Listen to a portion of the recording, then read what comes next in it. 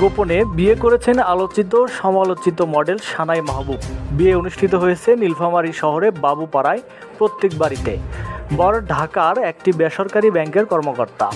শুক্রবার 27শে মে পারিবারিক আয়োজনে তাদের বিয়ে সম্পন্ন হয়েছে।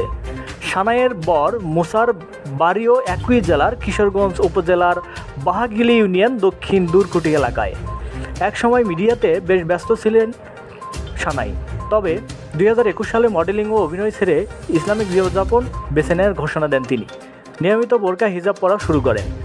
শোবিজ জগতের যাবতীয় কর্মকাণ্ড থেকে নিজেকে সরিয়েও নেন। এর আগে 2019 সালের সানাইয়ের একটি বিয়ের খবর শোনা যায়। সাবেক এক মন্ত্রীর সঙ্গে তার বাগদান হয়েছিল। সানাই নিজেও খবরটির সত্যতা নিশ্চিত করেছিলেন, তবে ওই বিয়ে সম্পর্কে পরবর্তীতে আর কোনো তথ্য পাওয়া যায়নি। পেশাগত জীবনের চেয়ে ব্যক্তিগত জীবন ও কর্মকাণ্ডের বিভিন্ন সামাজিক যোগাযোগ মাধ্যমের বেশি আলোচিত হয়েছিলেন তিনি।